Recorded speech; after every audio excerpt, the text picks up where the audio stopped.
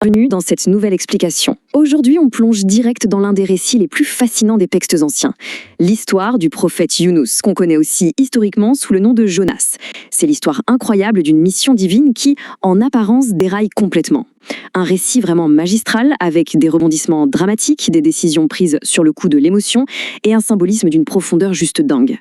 En s'appuyant rigoureusement sur les textes originaux, on va décortiquer pas à pas ce voyage extraordinaire pour comprendre comment une simple fuite en avant a pu se transformer en l'une des histoires de survie les plus célèbres de toute l'histoire humaine. Ok, plongeons-nous là-dedans. Comment est-ce que le parcours d'un messager, quelqu'un spécifiquement investi d'une mission sacrée, a pu aboutir à une situation aussi improbable et terrifiante ? Je veux dire, se retrouver littéralement enfermé vivant dans le ventre d'une créature marine géante. C'est le paradoxe monumental de ce récit.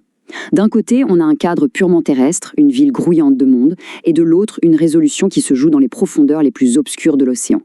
Pour vraiment saisir la mécanique implacable de ce basculement spectaculaire, c'est absolument essentiel de reprendre les choses depuis le tout début et de comprendre les circonstances très particulières qui ont mis le feu aux poudres. Alors, pour bien poser les bases, il faut d'abord ancrer cette explication dans son matériel source, le Coran. Et ce qui est super intéressant ici, c'est que l'histoire ne se lit pas comme un seul gros bloc linéaire. C'est plus comme un puzzle fascinant réparti sur plusieurs chapitres distincts. On a des passages clés dans la sourate As-Safat, des détails cruciaux sur l'état d'esprit de Younous dans la sourate Al-Anbiya et bien entendu des fondations solides dans la sourate qui porte son nom, la sourate Younous. Et cette dispersion n'est pas là par hasard. Chaque mention apporte un éclairage bien spécifique, une nouvelle couche psychologique ou spirituelle à l'événement. Bref, ce sont ces textes précis qui bâtissent toute la trame épique qu'on examine aujourd'hui. Donc le point de départ de cette mission hors du commun, c'est Ninive. Et attention, oubliez l'image de la petite bourgade antique tranquille. Pas du tout. Ninive, c'était la métropole absolue de l'époque en Mésopotamie. Vraiment l'équivalent de nos mégalopoles modernes. Une cité immense, hyper bruyante, avec une architecture colossale faite pour intimider. Il faut vraiment visualiser l'échelle gigantesque de cet endroit pour ressentir le poids de la tâche, la pression énorme qui pesait sur les épaules d'un seul homme. C'est en plein cœur de ce monstre urbain, face à une civilisation ultra sûre d'elle-même, que le prophète devait s'élever pour faire entendre une voix radicalement différente. Et paf, c'est précisément là que le conflit idéologique explose. L'opposition fondamentale de ce récit est sans appel. D'un côté, on a la mission de Younous, un appel strict et intransigeant au monothéisme. Il leur demande de n'adorer qu'Allah et de renoncer à absolument tout ce qu'ils connaissent. Et de l'autre côté, eh bien, en face, on a une population farouchement attachée à ses idoles, à ses traditions, à son confort.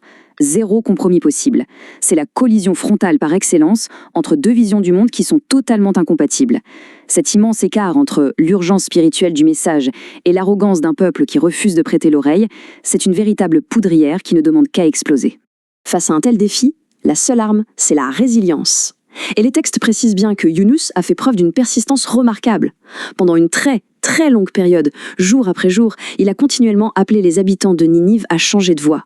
Imaginez un peu la charge émotionnelle. Ce n'était pas un essai d'une fois ou deux, c'était un effort acharné, constant, sur des années. Et pourtant, la réponse restait désespérément la même. Un mur de silence, des moqueries et un rejet total. C'est là que l'histoire devient profondément humaine. Prêcher sans relâche face à un mur de briques, ça engendre inévitablement l'épuisement. C'est une usure psychologique terrible, un sentiment d'échec cuisant. Ce qui est vraiment intéressant ici, c'est la réaction viscérale qui en découle et qui fait basculer tout le récit.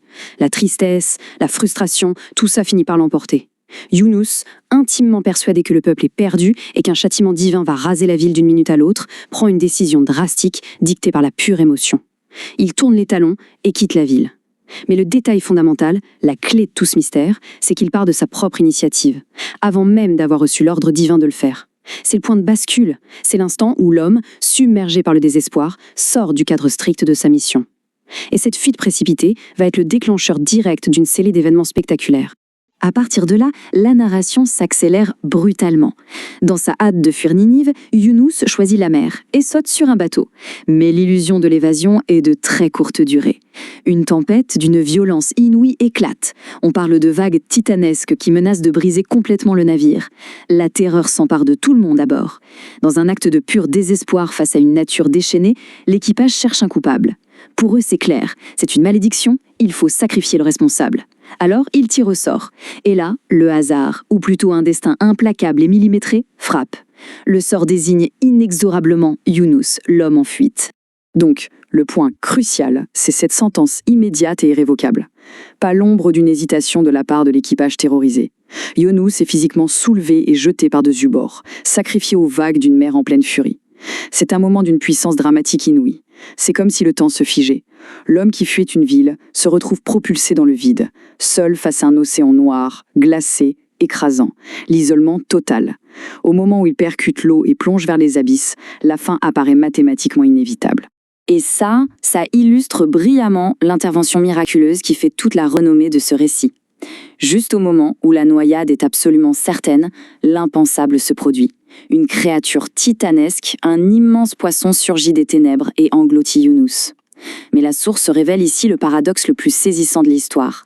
Ce n'est pas la fin. Par l'ordre direct d'Allah, le monstre marin l'avale sans même l'égratigner. Le ventre de la bête, l'endroit qui représente normalement la digestion et la mort, devient miraculeusement le lieu le plus sûr sur Terre à ce moment-là. Une véritable capsule de survie invraisemblable qui glisse silencieusement au fond des océans. Le danger de mort absolue est transformé en asiel divin. Au final, quand on prend un peu de recul sur le prodige de cette créature des profondeurs, une réflexion vertigineuse émerge de ces anciens textes.